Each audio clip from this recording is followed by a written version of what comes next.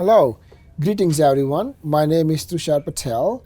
I work at the University of Lethbridge, whose indigenous name is Iniscum, meaning Sacred Buffalo Stone, and it's located in the traditional Blackfoot Confederacy territory. I work as a Canada Research Chair and Associate Dean in the Faculty of Arts and Science. It is my great pleasure that today we are going to have a conversation with Dr. Jennie Young, Executive Director of the Canadian Brain Research Strategy. Dr. Young completed PhD at the University of Alberta and spent 15 years at the Massachusetts Institute of Technology in the United States. And we are lucky that CBRS, or Canadian Brain Research Strategy, could recruit Dr. Young back to Canada so that they can help us out with a lot of strategic initiatives and support our researchers and the community in the country. So on behalf of the community, thank you and your organization for your efforts and the leads that you are taking on. If you would like to say some opening remarks, please go ahead. The Canadian Brain Research Strategy, as our name states, it's really about making a national research strategy for brain and mental health. And that's not a strategy just for brain health and not just a strategy for research, but really how can we harness the excellence in research across the country to actually improve the lives of Canadians. Yeah, that's great. And so with that, I'll have you a couple questions and we'll have a conversation on those questions. So my first question is that CBRS has very ambitious goal for advancing research across Canada. If you can share the long-term vision of the organization and how you see it impacting the research community and the Canadian community in general. Yeah, so it's a great question because we do need to look long term. 7.5 million Canadians have a brain condition. That's 1 in 5, whether it's a neurological condition or mental health issues or brain injury or substance misuse and addiction. So this is a really pressing challenge for our country, especially with our aging population, and as we try and figure out the long-term effects from COVID, including on mental health.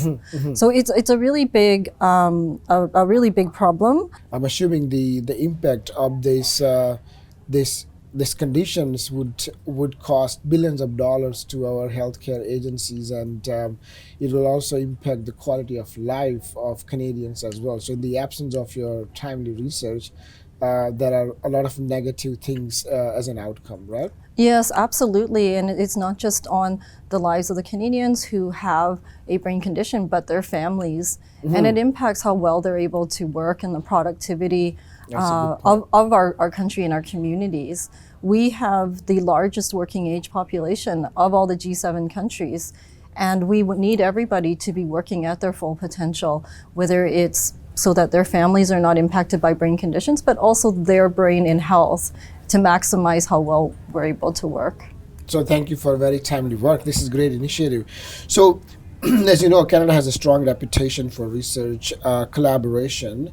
I was wondering if you can shed light on how CBRS as an organization is fostering interdisciplinary partnership between different organizations at the community as a research place. Yeah, so it's a fantastic question because I think this is really Canada's superpower. This is why I came back to Canada despite working in some of the top research labs, but also the top well-funded labs in the world. Working with a Nobel laureate and with a director of an institute. But in Canada, we have something special, and it's the fact that we collaborate. So in building this strategy, we've really operated more like a think tank to bring together all of these different groups. We have the heads of 40 neuroscience and mental health research institutes across the country, including in Lethbridge, and also in the bigger centers as well, all the way out to Atlantic Canada and Memorial University. And we've also built this strategy with the health charities and the patient organizations as well, and funding organizations. And it's really only in Canada that we could bring all of these sectors together and industry so that we can work towards this really complex and challenging problem. And what we found, back to your question about the long-term impacts of our strategy, what we really need is long-term stable funding. And our government has done that in the way that our government has invested in forward-looking national strategies to build ecosystems. This includes 567 million over 10 years for the AI strategy, 360 million over 7 years for the quantum technology strategy, and 2.2 billion over 7 years for biomanufacturing. And what we're asking for is, we really need a similar commitment to the brain and mental health of Canadians. Yeah, that's a great answer, and I appreciate you pointing out that CBRS is a truly pan-Canadian organization with partners from all across the country, which is hard to do considering how much work it requires. So thank you for all your hard work in putting all of those institutions together and the researchers together. Well, I really don't think it's a reflection of my work, but really how Canadians like to work. And I think everybody knows we have this culture of collaboration, but what we need is the investment in the coordination piece, in the infrastructure to bring it together. I see. Thank you. So one of the significant challenges in neuroscience is translating research into clinical practice. It is a difficult job for any researcher or any organization. How does CBRS aim to bridge the gap between brain research and the real-world application to healthcare and health outcomes? That's a really fantastic question, and I think that part of the challenge in this is how research and health have been structured as kind of separate silos, and what we really need is to ensure a strong link between health and research, especially in a field like brain. What we found through our consultations is that whether you're doing basic discovery research or clinical research or trying to bring your findings into innovation and into the market, there are shared needs. And that comes down to being able to share your knowledge and your data and your resources. And another very key point is sharing, is the need for personnel. Yeah. So these are research technicians, technical staff, data scientists. In Canada, our grants are too small to support these kind of positions. I see. And these are the highly skilled technical positions that should be driving our economy, given how much we invest in post-secondary education in Canada. And right now, we're losing 64% of our graduates. This was a survey done by the Ottawa Science Policy Network. And the number one reason for our graduates leaving was job stability. So we know there's a talent pool ready to fill these positions. Yeah. And the impact on health isn't just from our research findings, but the fact that, for example, we need technicians that can work the MRI imaging machines. Yeah. They pivot into the healthcare system. They don't necessarily need to stay in research. And if they are data scientists working in a clinical project, exactly, they can pivot into other areas that will build up our talent pool for our healthcare system as well. So it's a great finding through that survey. We know that our researchers and our grad students and postdocs leave US or other places to look for stability, but 65% is a staggering number. Exactly. And I hope we can do something to retain at least half of them back to the country and leverage on their expertise. Absolutely. Yeah. So brain health issues disproportionately affect certain communities, as we all have now indirectly learned or directly learned. And those populations for sure include Indigenous communities across Canada.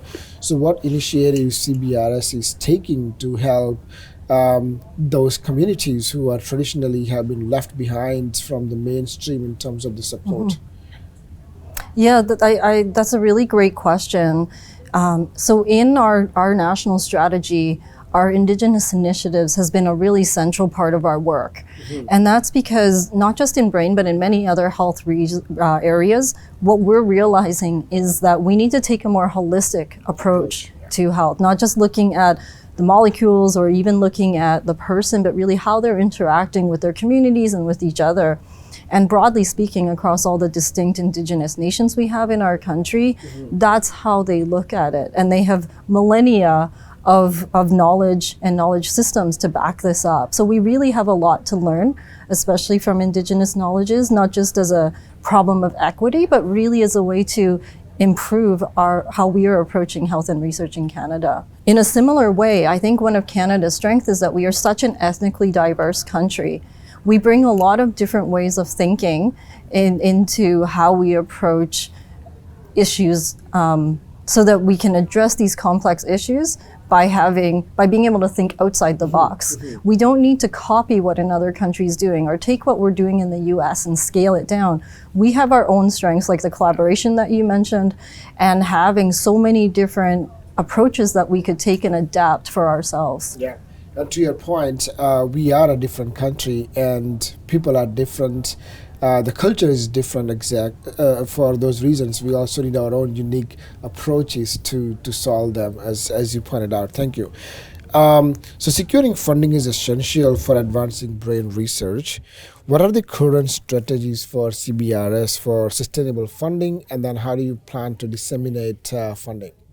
Yeah, so that's a really great question. And to be clear, CBRS does not want to become a funding organization. As I mentioned, we've really been acting like a think tank to draw out this strategy to be that objective third party to bring everybody together.